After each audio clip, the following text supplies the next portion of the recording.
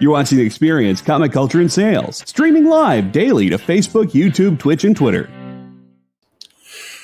It's way too much. Way too much Chris Hemsworth. I wasn't prepared. We're going to look at trailers today. Tom Cruise running, because that's all he ever does, in Mission Impossible Dead Reckoning, Part 1. We're going to look at the trailer for The Boys, Season 3. And we're going to look at the new trailer for Thor, Love and Thunder, with like 90% more Chris Hemsworth in it. Today on the Dan Wickline Show. We'll be right back.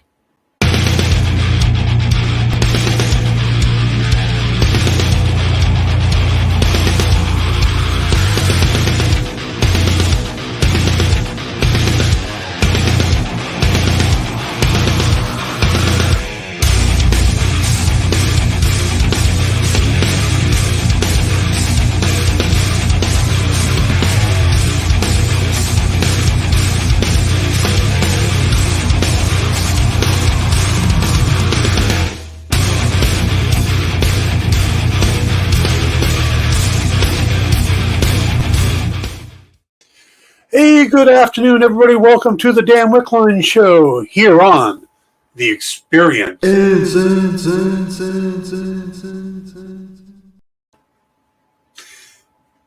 I got my echo. Thank you, Jay. All right, folks. Welcome to the show. We're going to look at trailers today. Oh, you know what? I made a mistake. It's the Umbrella Academy Season 3. But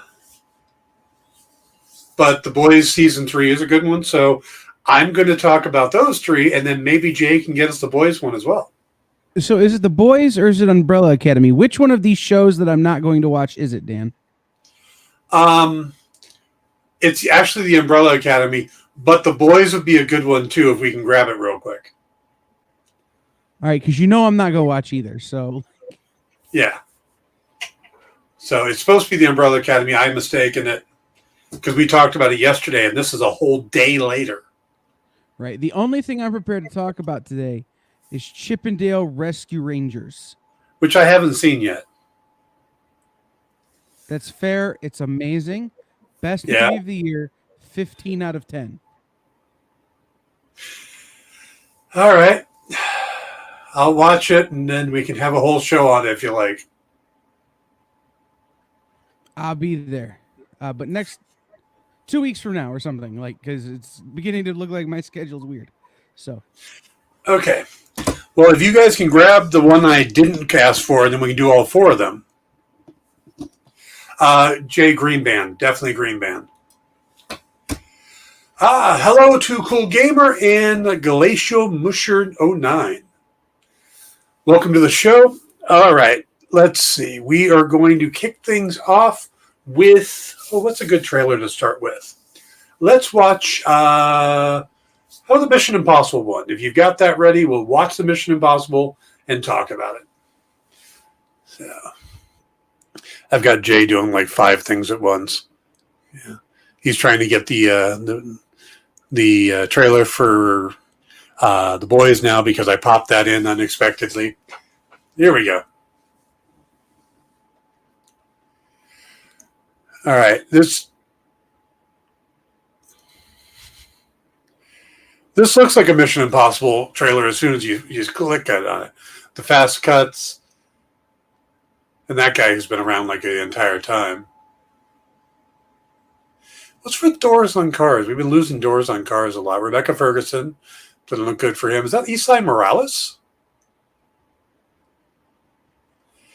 Yep. The old crew's back. We're halfway through this trailer already. We haven't seen Tom Cruise running yet. There's a problem.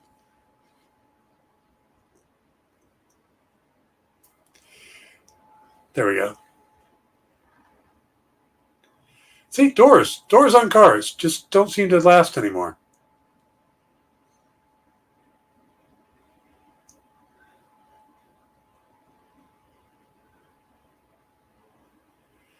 Now, is that Michael? Is that Eli Morales or is that Michael Sheen?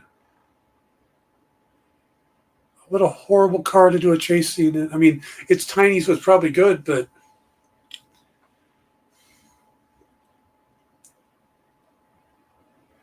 oh, there we go. There we go. We had him running, and we have Haley Atwell.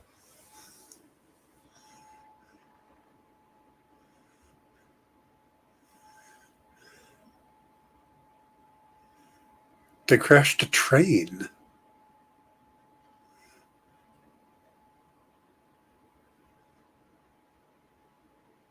Ooh, pretty view. Mission Impossible. Dead Reckoning. Part 1. So I love the fact that it just gives us 2023. Like, yeah, we're going to get it out to you sometime next year. You know? And what that tells us is that they're still finishing it. There's still work to be done on it. But it's probably going to be good for next year. So I know there was a lot of reports that Tom Cruise didn't want to do the movie, or he wanted to get both parts done at the same time so that, there wasn't an unexpected delay, and he wanted it. So I'm assuming that they've gotten them both. It's getting to the part where he's happy with it. Now I'm curious on Dead Reckoning Part 1. I wonder why they switched from just making numbers to actually giving them subtitles. That's kind of interesting. But, you got like most of the... you got Palm Clementif as the blonde in there who plays Mantis in the MCU. You got Shea Wiggum. You got Mark Gatiss from Sherlock, co-writer of creator of Sherlock, and plays Mycroft. So Rebecca Ferguson, Haley Atwell, Vanessa Kirby, Carrie Ells. He was recently in a car accident, but I hope he's doing better. Ving Rhames, of course, is back. Simon Pegg. Henry Czerny, that's the guy that I said always pops up. Charles Purnell. Rob Delaney. Yep, Esai Morales, that's it. That is a hell of a cast. I mean, that is really a hell of a cast.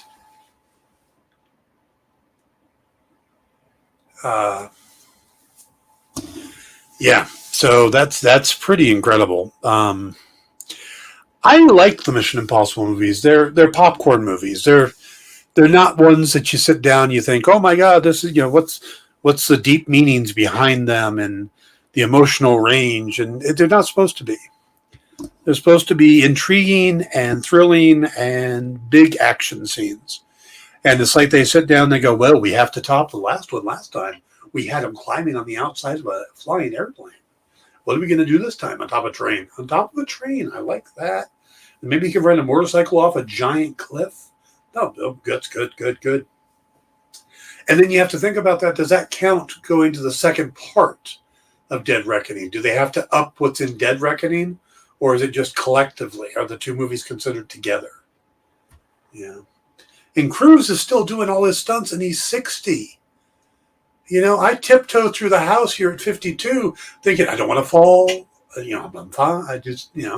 I couldn't imagine doing that. And then that running. 60 years old, and he runs so well.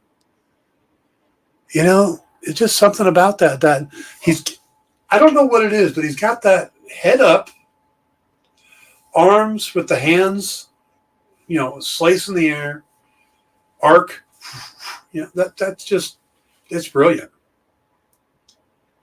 So, Henry Cavill's not back. And I thought he was pretty good in the last one, and plus his mustache. Now, I believe he dies in the last one, but again, death is not permanent in these movies. And these go back so far that John Voight was, people still liked John Voight back then. So, now, but it's pretty interesting. I think this is going to be a good movie because I think it'll be as good as the other ones. I think it's a pretty consistent thing. They do a good job of keeping the movies consistent. You're always going to know what you're going to get. If you like the Mission Impossible movies, you're going to like Mission Impossible 7 because it's, Fallout and Rogue Mission, Ghost Protocol, Rogue something. All of them, they're consistent. You're not surprised by what you're going to get. They're giving you the Mission Impossible movies. And it was like that way in the TV series, too. That consistency, a new mission. So it is rather impressive that they've been this consistent. And they've had such big actors coming in and out of it. Jeremy Renner comes in for a while. Henry Cavill comes in, just popping in and out. But you've got that consistent group of Ving Rhames, Simon Pegg, Rebecca Ferguson for the last couple. I think the movie will do well. It should win its box office weekend, as long as it's not up against like a Marvel movie. And they wouldn't do that. The studio's not stupid. They know to find a weekend that there's no Marvel movie.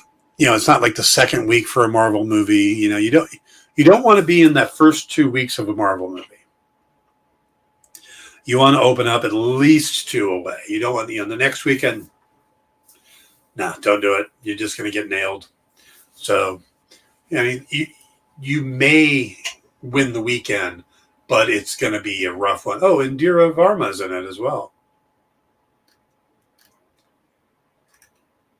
That's a hell of a cast. It really, really is. It's impressive.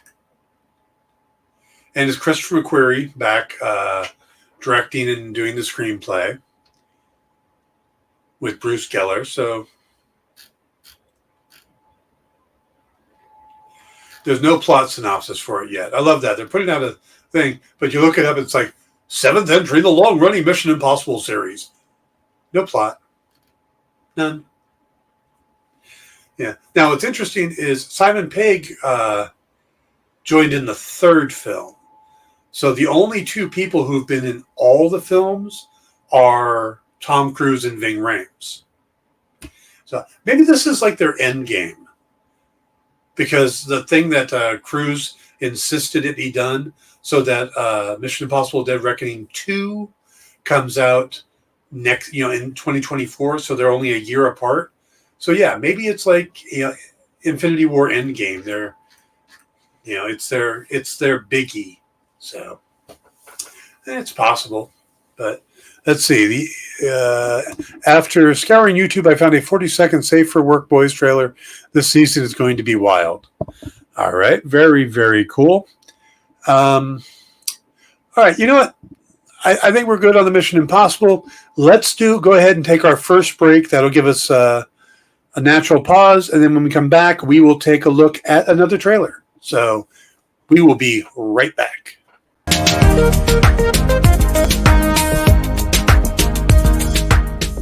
Thanks for tuning into The Experience. Help us out and hit subscribe over on YouTube and click the bell when you do. Need some help? Scan the QR code in the bottom corner.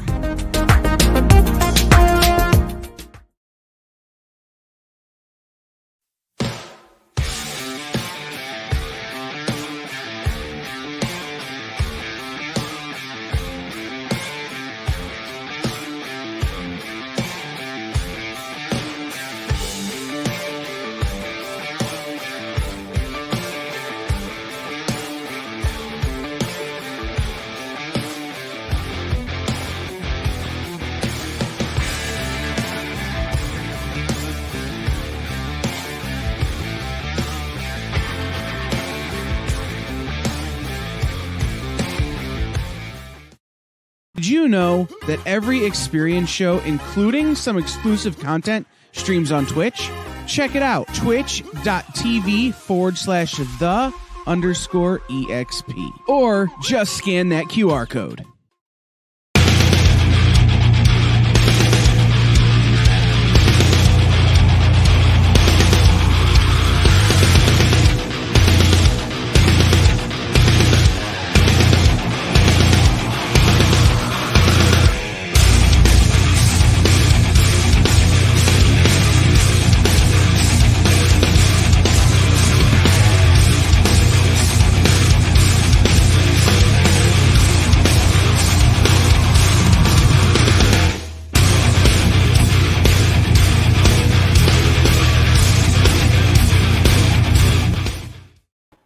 Hey, everybody. Hey, everybody. Welcome back to the Dan Wickline Show. We're doing movie trailers today, or TV trailers, depending on which ones we're showing. And so we're going to take a look at them and give my thoughts on each one. We're doing 4. We already did Mission Impossible Reckoning Part 1. We're going to do the Umbrella Academy, quick clip for the boys, and, of course, we'll do Thor. Now, keep in mind, the rest of the day, we will be talking comic books. That's after this show. We have Minute to Skim It with Miss Jen, and I'm not sure who's working with her now, but the two of them go through each, some of the books coming out this week and say what they're thinking. And then after that, myself, producer Jay, and Kyle will be doing in-stores this week. And it seems this week that Jay's so far the only one to have read the books. So what we're going to do is have Jay tell us all about the books, and Kyle and I are going to act like the two old men up in the balcony and heckle him while he's doing it. So that'll be our new format, I think, going forward. I like it. I like the idea a lot. I know Jay probably doesn't, but I like it. No, I'll read the books. Yeah, Jay? That sounds like a great plan, honestly. I like it. Million views, here we come. That's right. That's right. We're going to heckle the reviewer. All right. Let's go ahead on to our next video clip. Since you already got it queued up, or you just grabbed it, let's go ahead and do The Boys. Season 3, the highly anticipated 3rd season. I just watched the 2nd season. I was behind. Somehow I'd gotten lost in the shuffle. So all of that's fresh in my mind, what was going on. So perfect timing. I've seen the Red Band trailer. We really can't show it here, but it looks intense. So I am looking forward to the new season. Let's see, as soon as Jay's ready. Okay, here we go. So they're finally going to give, it looks like they're going to give Butcher some powers finally.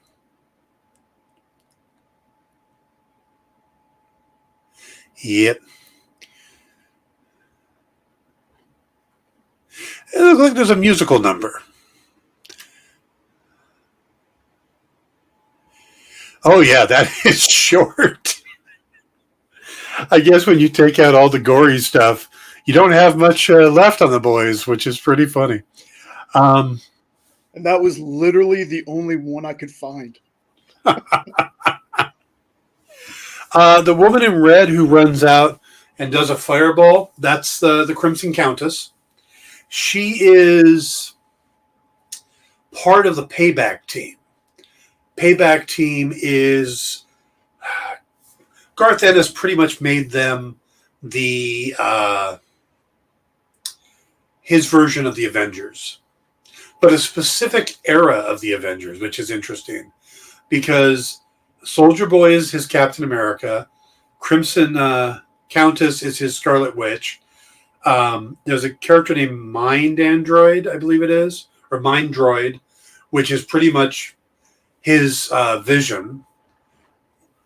What's funny, though, is that he's actually a guy in a robot suit rather than, so he's a little bit more like Iron Man, but he's kind of his Vision. And I think there's a relationship between Mind Droid and Crimson Countess. There's Eagle the Archer. This is the comic version. Eagle the Archer and Stormfront comes from this group. And I know there's another I'm missing. Tech Knight. Oh, Tech Knight, yeah. Thank you. You're welcome. You're up on The Boys. And so, but the version we're getting in the TV show are going to be different. It's still going to be Soldier Boy, and that's being played by Jensen Ackles. And Crimson Countess is being played by Laura Holden.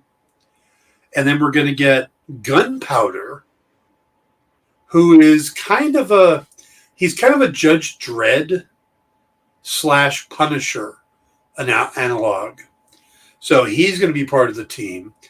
Instead of Stormfront, who they went a completely different direction on they took the character from the comics pretty much as is, in the fact that the Nazi background. But they played played it as a female character instead of a male character, which it was in the comics. But so they're taking Stormfront out of the team and putting Black Noir in the team. So I think there's going to be more questions about Black Noir now, like how old is he? How long has he been around? They also have two other characters. A character in the comics, his name is Swatto, but I haven't seen him listed in. We see him in the longer trailer, cursing as he runs away from something. He's got big wings. He's a little bit of an Ant-Man or Wasp, an analog. And then there's the TNT twins, who all I can figure are like the Wonder Twins, which is something they're adding for the TV show. Again, not characters. They're original characters for the TV show. And I think it'll be interesting to see, because Soldier Boy is supposed to be Captain America, but I think he's got an additional power that's very destructive, and it might be why he's been on ice. The video itself is extremely violent. The Red Band trailer. I mean, it's almost like they went through, we need as much violence as we can in this trailer because we want to make sure everybody knows it's going to be ugly.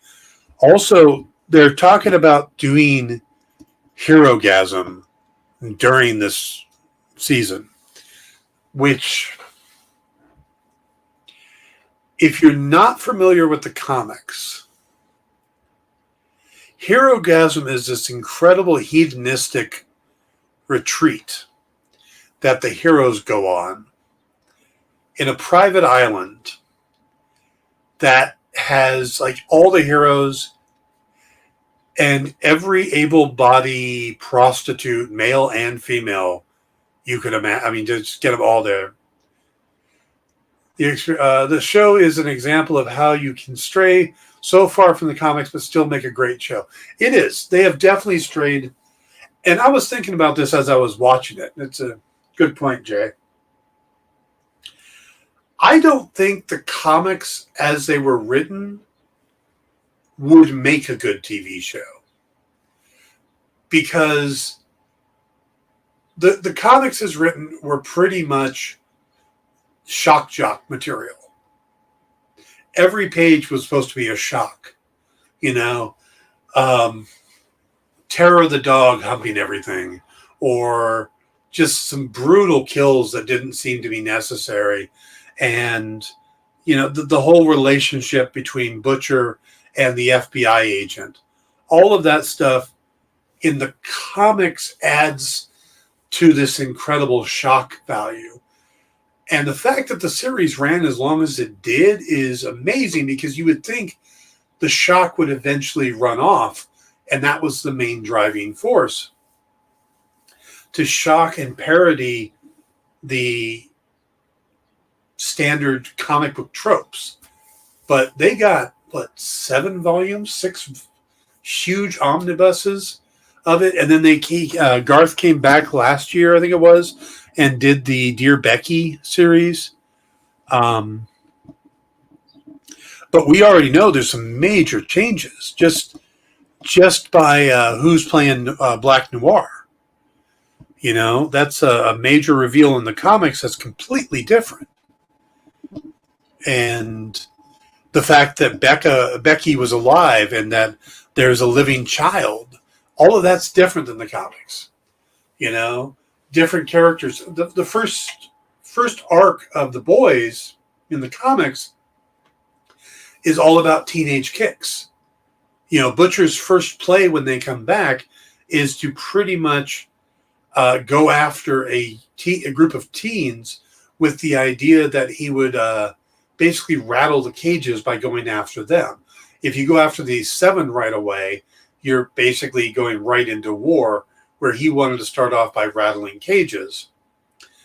So he ends up forcing somebody on the Teenage Kicks to retire, but it's and one of them gets killed. It's very different than the show.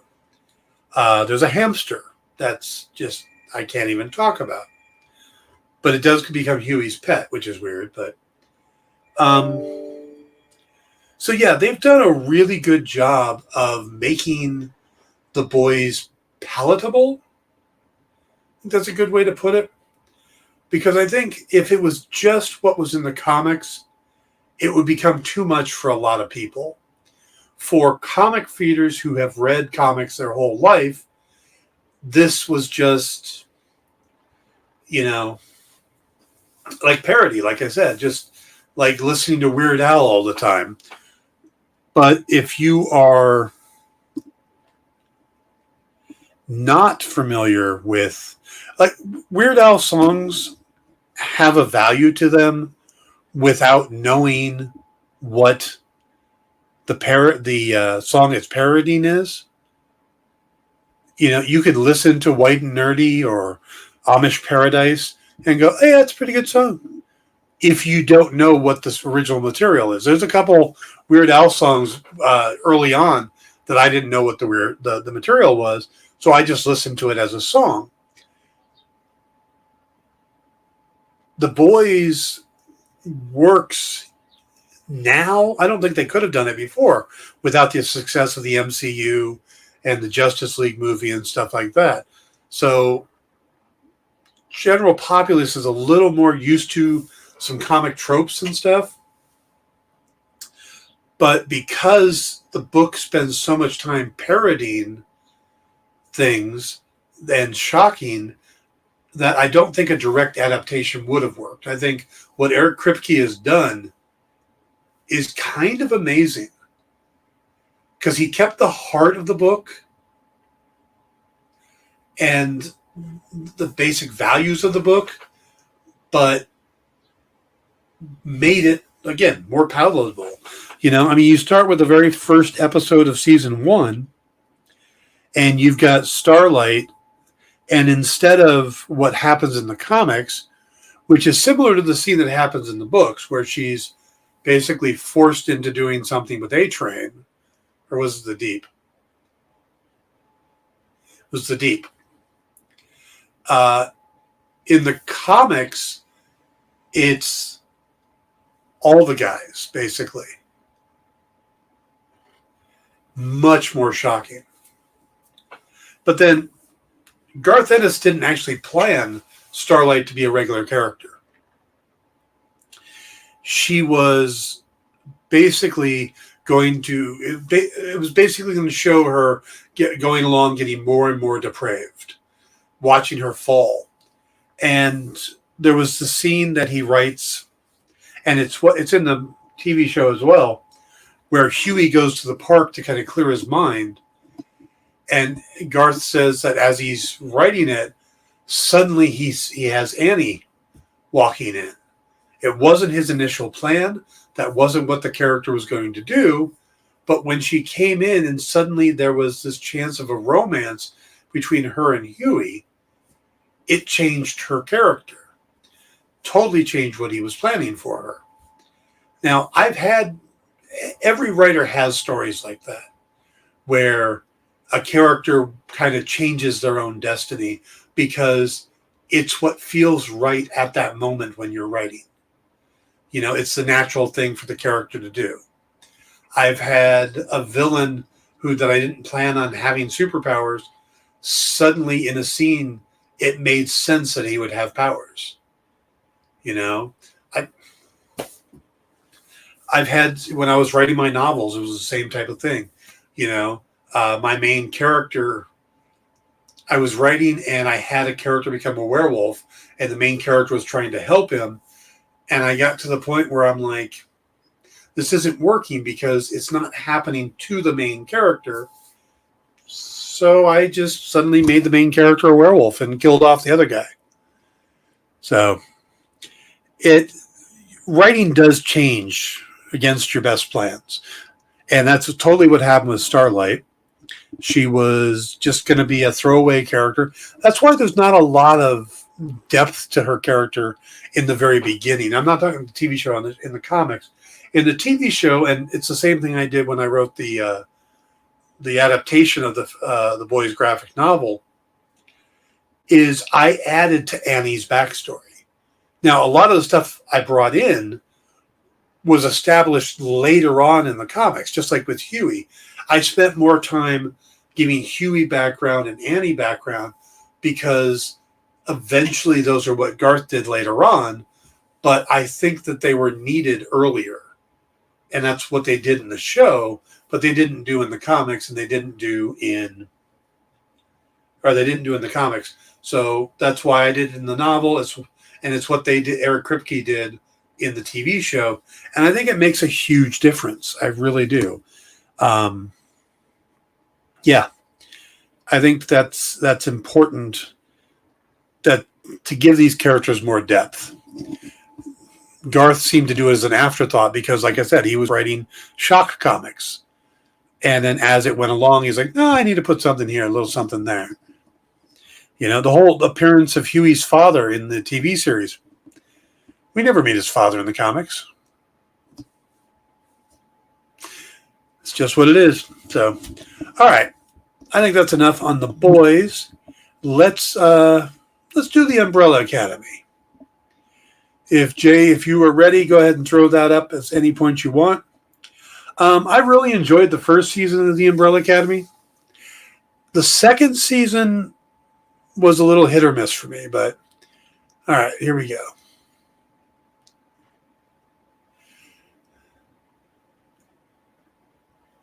Now, the reason we're playing it with sound is copyright problems. I know there's a way to get around that. We need to do that, but this is what we got for today. Love that actor. The guy that plays, is it Six? That guy is phenomenal. Yeah. He plays so much. Aidan Gallagher. He plays so much older than he is.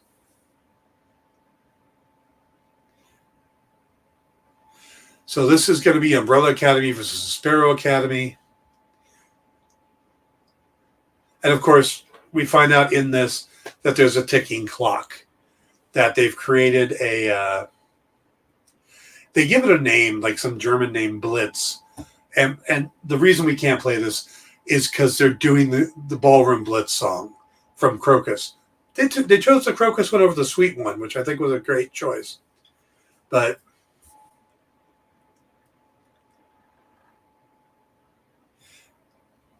now I believe that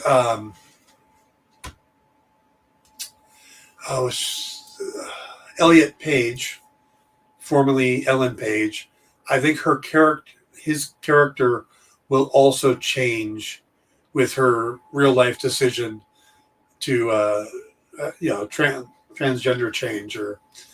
So I think they're going to do that in the show as well. I love the fact that Ben, the poor guy that's dead on their team, is going to is alive on the other team. Yeah.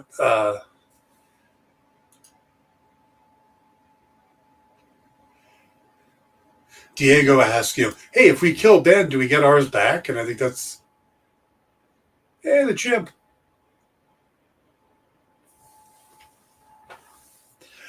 All right. So June 22nd, we are going to have so much good television over the next month or so. Kenobi, Boys Season 3, Miss Marvel, Umbrella Academy 3, Only Murders in the Building Season 2. All of that is coming out in like a month's time. So it's going to be hard-pressed for me to come up with, not to come up with topics, but to narrow the topics down for the show. So it's going to be an embarrassment of riches over the next few weeks. Again,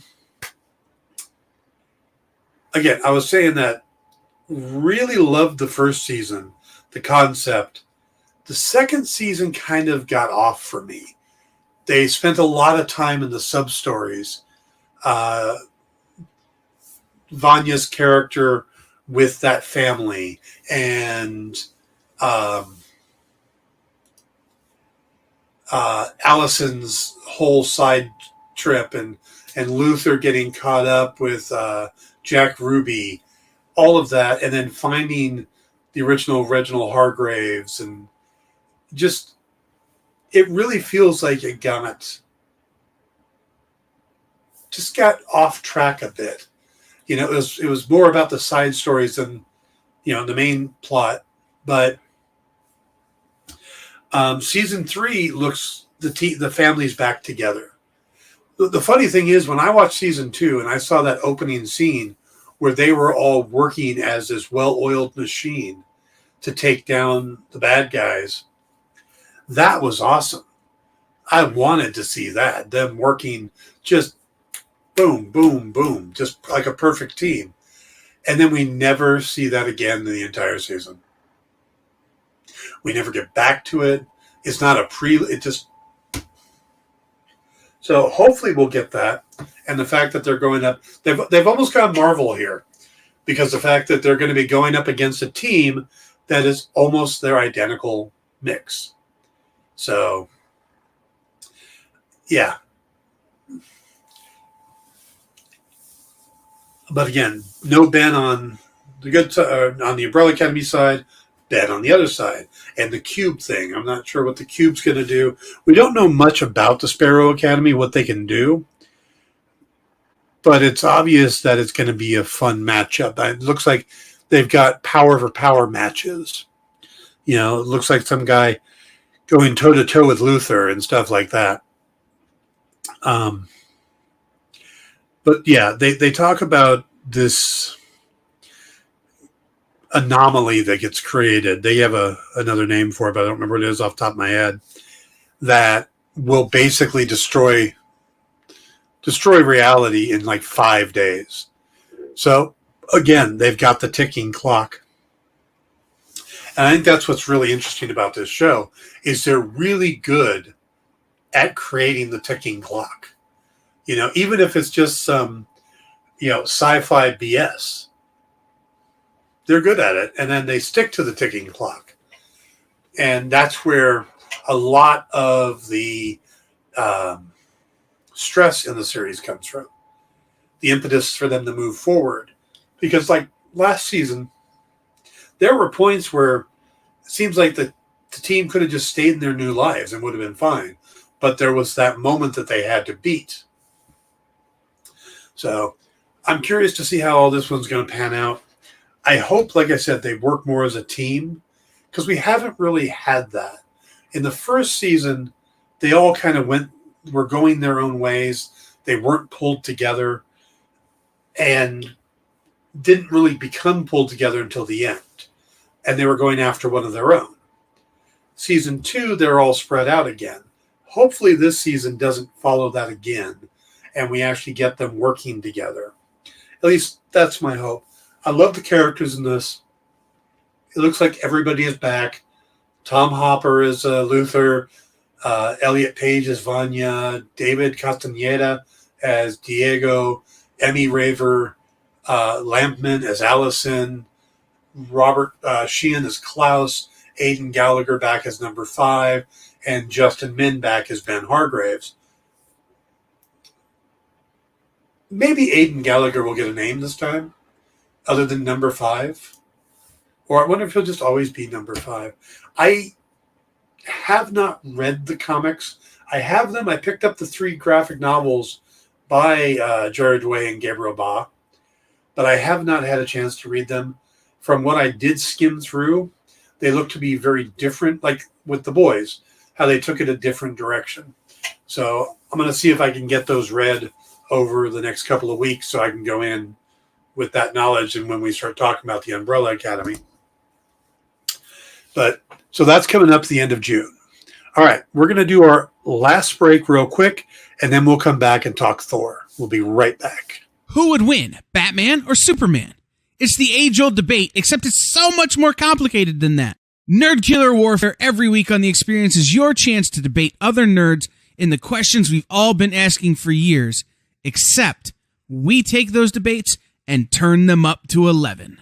Go to bit.ly/EXP casting or scan the QR code to be part of the show.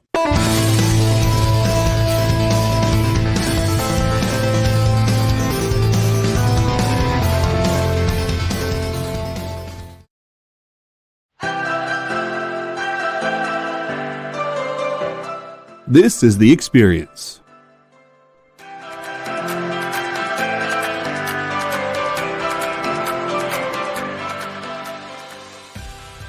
Good afternoon, everybody. Hey there. Hi there. Hello there. You're as welcome as can be. Hi, I'm Nancy McCann. Welcome to Friday Night Live on The Experience. Welcome, everybody. It's Fat Jack's Comic Crypt. Brendan, Al, Jason, hanging out. There I am. Welcome back to Kicking It with Henry, folks. I am your host, Henry Copeland. It's great to be here with you guys. So we are going to talk about books that are in stores this week. Hi, everybody, and welcome to Mishmash. Hello, and welcome to the Black Comics Universe, presented by Peep Game Comics. And you gotta love it that the first people in a minute to skim it are creators. Up, everybody! Welcome to another Wednesday Warriors. My name is Joey Galvez, and this is my pal Ambrosia. Hey, everybody! Welcome to Space Cadet. Hey! What's up? Welcome, everyone, for another episode of I Must Ask You a Question. Hi, everybody! Welcome to Nerd News Now. Hey, this is Rex. Welcome to Comic Collectibles. Hey, hello, all you happy people. Welcome to the damn Wickline show. Hi, everybody, and welcome. This is the crazy show that we do on Thursdays called What's in the Box? What's in the Box? Comic culture and sales.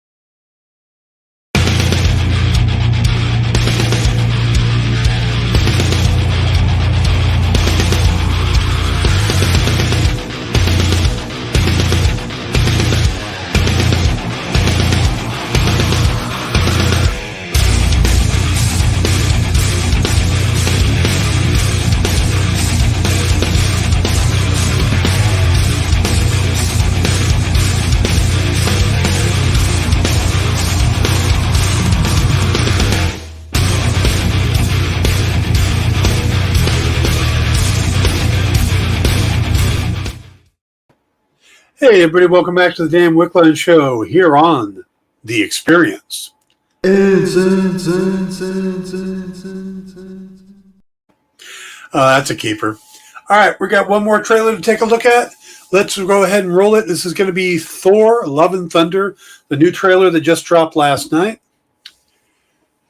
All right, we look like this is the rock where Thor meditates, and Korg is telling a story about the space Viking known as Thor Odinson.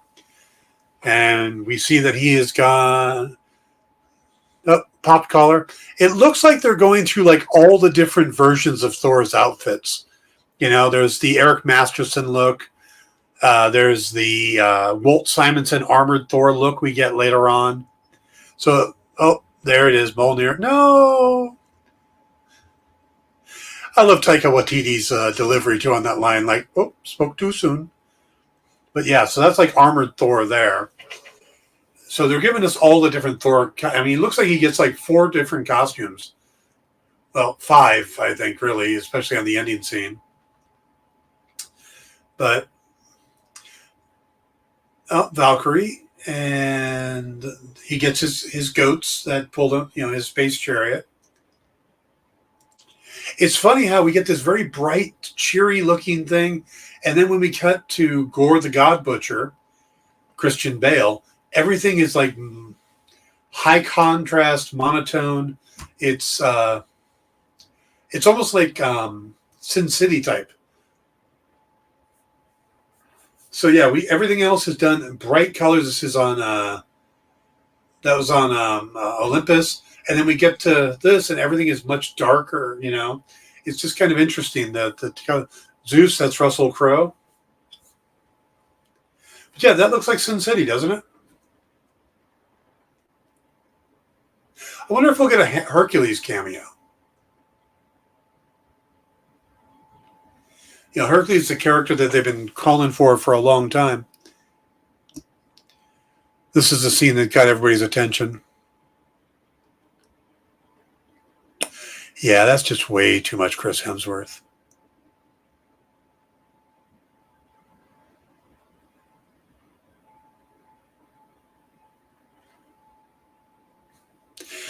July 8th. That is not long away. So after all that other shows we were talking about, we're going to get Thor: Love and Thunder. The reaction to the trailer has been kind of interesting online. The Christian Bale's character, some people seem to love it, the look. I love the way it's filmed. I like that maybe we're in a different dimension or something when they're fighting.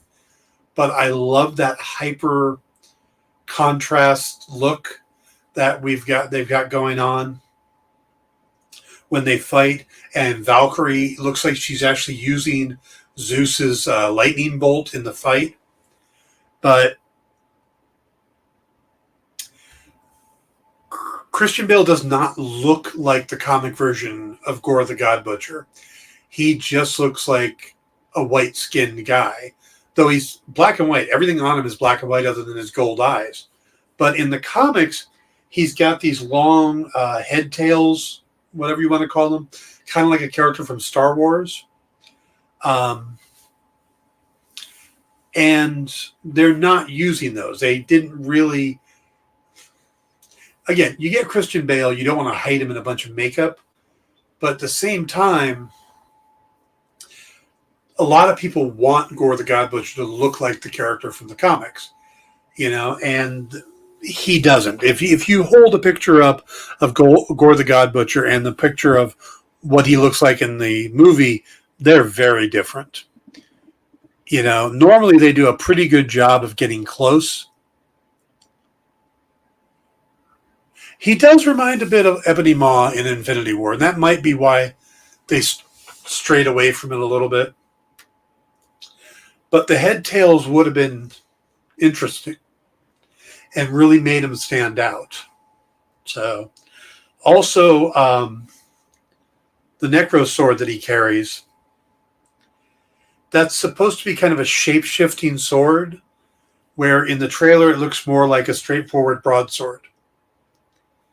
So, and the reason it's a shape-shifting sword is it ties into Null, the symbiote god.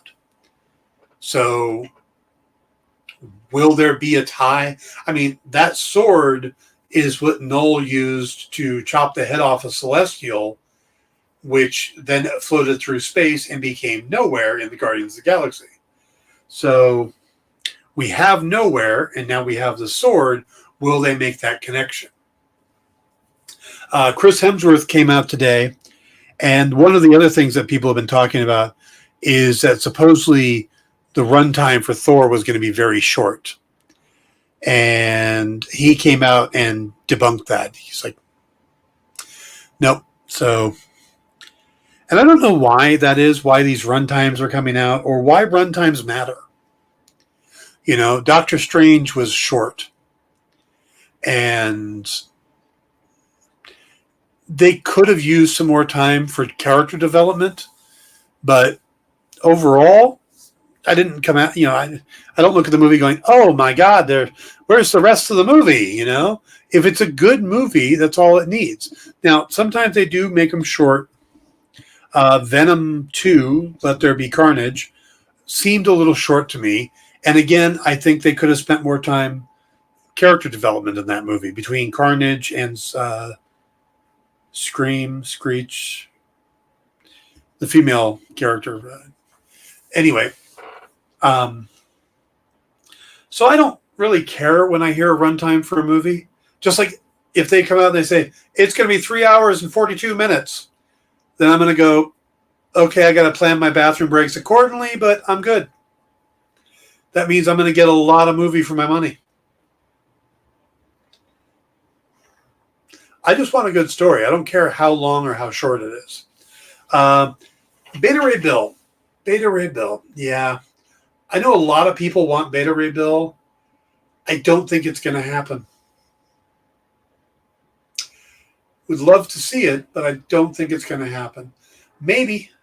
There was a scene in the first trailer we saw that had Thor, Korg, and a big open space on the other side. It seemed like a really weird framing, but that looked like somebody was missing, and they were back on Sakaar, so it could have been Beta Ray Bill, but it could also. It looks like Valkyrie comes out to Sakaar to find Thor, so it could have been Valkyrie standing there too. I don't know. I haven't heard a lot of buzz either way about Beta Ray Bill. I know there was speculation early that he was going to be in it, and I know he's a fan favorite, but I have not heard anything specific since then. So maybe he does a cameo. Maybe he is on Sakaar and they leave him there or something. But there were already have Stormbreaker. Thor's using Stormbreaker, and Jane's going to be using Mjolnir. We don't have a hammer for Beta Ray Bill anyway. So it's kind of is this the story to do it in? I thought maybe they were going to do the Fear Itself storyline when this first happened with all the worthy hammers that were sent out by Thor's uncle. And I thought Christian Bale was going to play that character. But not the direction they went. But that, to me, that would have been really interesting to have all these people suddenly get Thor's hammers. So maybe they'll do that as Thor 5. I heard somebody talking about that today. That they haven't announced Thor 5 yet. Why would they have announced Thor 5 when Thor 4 hasn't even hit theaters yet? They don't normally do that. We didn't know that Captain America 3 or that Civil War was going to come out before Winter Soldier came out. It was a really dumb thing to say. So, will there be a Thor 5? Maybe. Will it be Jane Foster? I don't think you give up Chris Hemsworth. If Chris Hemsworth is willing to keep going, you don't give up Chris Hemsworth. So, and they've already lost, Chris Evans has left, Robert Downey Jr. has left, Scarlett Johansson's gone. So, do you want to get rid of all of the first wave of Avengers? You've got Hawkeye, who's already seeming to be passing on his mantle. The one that's a thunder god that can live forever, do you really want to give him up or keep going with him? Especially since these movies are, Ragnarok was so insanely popular. This one looks like it's going to be as well. Why not just, let him and Taika Waititi do a third movie? Make it the Taika Waititi trilogy. If Hemsworth is willing, I'd say they should keep with him. But so yeah, that's Thor. That's going to be out in July. That's going to be big. Other bit of news I saw today was Walter Harada has testified at the Amber Heard trial. And normally I wouldn't even bring that up, the Amber Heard Johnny Depp trial. But they spoke about Aquaman 2. And Walter said flat out that the reason her character was reduced, Mira's character was cut down in the movie, is because of, not because of the trial, but because of bad chemistry between her and Jason Momoa. So that's what they're saying, is that's why they cut her character down. Carmen San Diego. Good name. My opinion, Wanda should be in more movies. I don't disagree with you. I think Elizabeth Olsen is amazing. I just wonder if they can redeem the character after all that she did in Doctor Strange. I mean, she killed a lot of people. So unless they're going to kill that character and bring in like a multiverse version, the one that has her kids, suddenly she comes over, I could see that. But the one we just watched, and then as soon as you do that, you lose the agency of the characters, basically. Oh, if this character dies, it's no big deal. We'll just go grab another one. Yeah. I don't think you can keep doing that. I think that's the one downside of the multiverse. So, but yeah, Wanda has been pretty nasty, or maybe a what if version. Yeah, they could do a what if version. We still need to resolve what's going on with the White Vision. So there's a horrible name. The current version of Vision, who doesn't, isn't without the Soul Stone.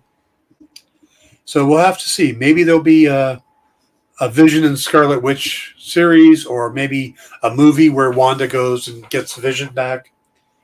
It's possible. But there's a lot of redemption that has to take place. A lot. And she's supposed to die at the end. I mean, it's unclear. No body, no corpse, right? But there's word that Elizabeth Olsen's going to sign a new contract with Marvel, in which case, yes, we'll get more Scarlet Witch. But again, that's still in the rumor stage. So, all right, folks, that's it for today. I will be back tomorrow. Don't forget to like, share, and sub. All that stuff. Jay keeps trying to get to a 2-hour Dan Wickline show. I don't know if I want to do 2 hours, man. Maybe if I got a good co-host, a regular co-host, that could work. All right, so we're going to wrap it up. Stick around. Tonight we got Minute to Skim It with Miss Jen, and what's